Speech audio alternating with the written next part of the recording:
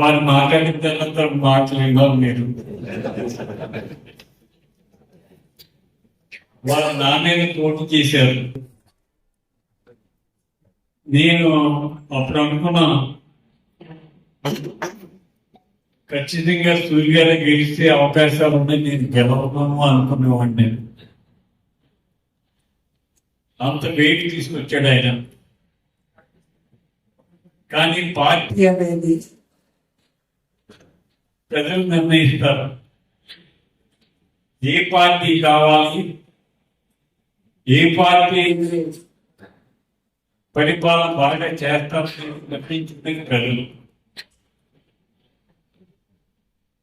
నెల ముందు వచ్చామా, 30 సంవత్సరాలు వచ్చామని కాదు, దిగిందా ఏమి చేస్తామని ఆలోచించేది ప్రజలు. మా ఆలోచన ప్రజల్లో ఉంది. మన జనసేన అధ్యక్షుడు పవన్ కళ్యాణ్ గారు, నేను 2009 నుంచి 20 సంవత్సరాల నుంచి రాజకీయంలో ఉంటున్నాను. నలుగురు ముఖ్యమంత్రులను చూశాను, మంత్రులను చూశాను, ఎమ్మెల్యేలు చూశాను. అంత నిబద్ధత గల నాయకుడిని ఇంతవరకు చూడలేదు. ఆయన ఆలోచన ఒకటే, ప్రజలందరూ బాగుండాలి, యువత ఖాళీగా ఉండకూడదు అని ఆలోచన. ఏదైనా సమస్య చెప్తే అది ఎన్నట్టు అనిపిస్తుంది మనకి. అది వెంటనే మైండ్లో పెట్టుకుని ఆ సమస్యని ఎలా పరిష్కరించాలని ఆలోచించే నాయకుడు ఎవరంటే పవన్ కళ్యాణ్. మన ఈస్ట్ గోదావరిలో ఉప్పు నీరు వచ్చి కొబ్బరి కోటలు చచ్చిపోతుంది. దానివల్ల ఇక్కడ రైతులు తీవ్రంగా నష్టపోయి పవన్ కళ్యాణ్ దృష్టి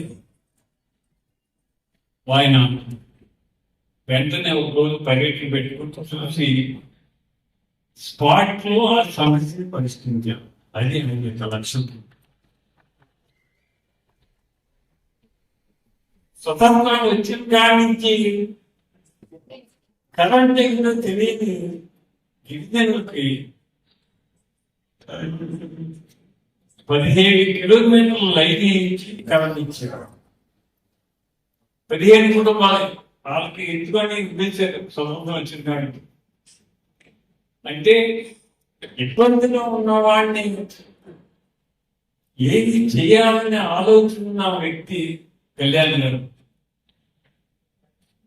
ఈ రాష్ట్రం నుంచి బాగా ఆలోచించారు. ఆయన ఆలోచించి ఏం చేశారంటే, ఈ రాష్ట్రం బాగుండాలంటే ఓటు ఇడిపోకూడదు, ఓటు కలిసి ఉంటే ఈ రాష్ట్రం బాగుపడుతుందని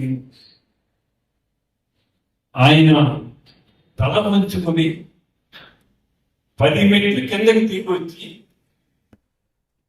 ఓటమిని ఒప్పుకున్నారు. ఓటమి కలవటానికి, ఈ రాష్ట్రానికి, ఈ దేశానికి అధికారం రావడానికి కారణం అవసరమే పవన్ కళ్యాణ్. ముందు 24 సీట్లు ఇచ్చారు, తర్వాత బీజేపీ వచ్చిన 4 సీట్లు తీసేసుకున్నారు. 21 ఇచ్చారు. 21 ఇస్తే 21 గెలిచాం. అన్ని రకాలు 100% రైట్ రేట్.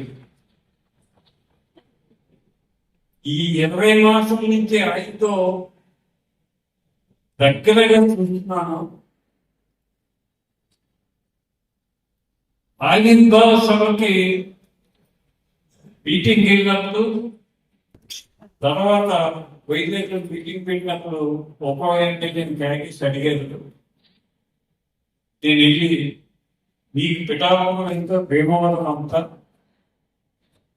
మా భీమవరాన్ని అభివృద్ధి చేసి పెట్టాలి, చాలా సమస్యలు ఉన్నాయి. ఆ సమస్యలు తీర్చాలని అడిగినప్పుడు నేను భీమవరం వస్తాను, ఈ సమస్యలు పరిష్కరిస్తాను, ఈ భీమవరానికి డబ్బింగ్ వ్యాధి సమస్య ఉంది, వంతెనలకు ఎప్రోచ్లు ఉన్నాయి అని ఆయనే చెప్పాడు. నేను అనుకున్నది అంత ఆలోచన. ఈ భీమవరంలో ఆయనకి మహా ఇష్టం. మన గ్రామ ప్రాంతాల్లో ఒక రోడ్లకి ఫండింగ్ ఉందని అడిగితే 100 కోట్లు ఇస్తానని చెప్పి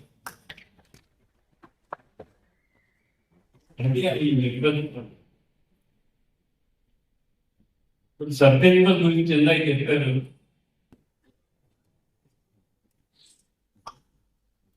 కమల పార్టీ 100 రూపాయలకి చేతమై మనం 500 చేసేవాడిని. కమల పార్టీని 40 సంవత్సరాల నుంచి సరిగ్గా తినేసారు వాళ్ళు. 40 సంవత్సరాల నుంచి మొత్తం వసూలు చేస్తున్నారు. మనం వచ్చి ఈ తక్కువ కాలంలో ఈ సభ్యత్వ నమోదు అనేది పెట్టాం. మనం రూపాయి లేదు. ఈ సభ్యత్వ నమోదు కార్యక్రమానికి 2 కోట్ల రూపాయలు పార్టీ ఫండ్ ఇచ్చారు.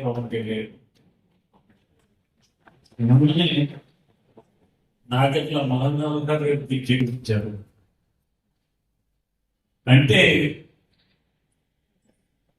సూర్య చెప్పారు, రాజకీయ నాయకుడు పని చేయించుకుంటాడు తప్పితే జేబులో డబ్బులు తీసి ఎవడో పెట్టడు. పెట్టిన దాఖలాలు ఈ భారతదేశంలో ఎక్కడా లేదు.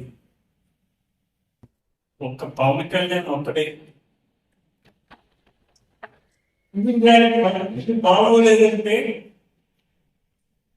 ఆయన అకౌంట్లో డబ్బులు వేసాడు. నెల వచ్చేటప్పుడు సేవలు ఇచ్చే ఫోన్కి ఆయన ఏర్పాటు చేశాడు. ఆయన ఏది చేసినా కూడా ఈ సమాజం బాగుండాలి,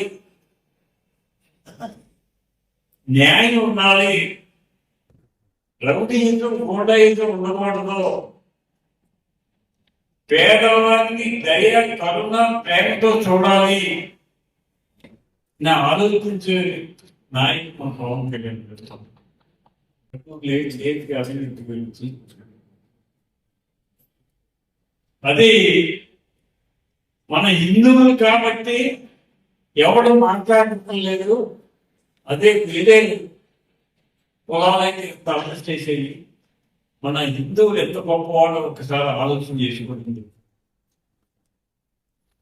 అది మన ధర్మం ఏంటంటే మన మతాన్ని మనం గౌరవించుకుంటూ ఇతర మతాన్ని కూడా గౌరవంగా చూసే ఏకైక మతం హిందూ మతం. ఏ మతాన్ని తక్కువగా చూడడం. క్రిస్టియన్ చర్చి కట్టుకుంటారంటే హిందువు సంపాదిస్తాడు. ఇప్పుడు మన భీమవరం నియోజకవర్గంలో కట్టిన చర్చిలన్నిటిలో కూడా హిందువు డబ్బు ఉంది. అంటే మన హిందూయిజం ఎంత గొప్పదో అర్థం చేసుకున్న వ్యక్తి పవన్ కళ్యాణ్ గారు.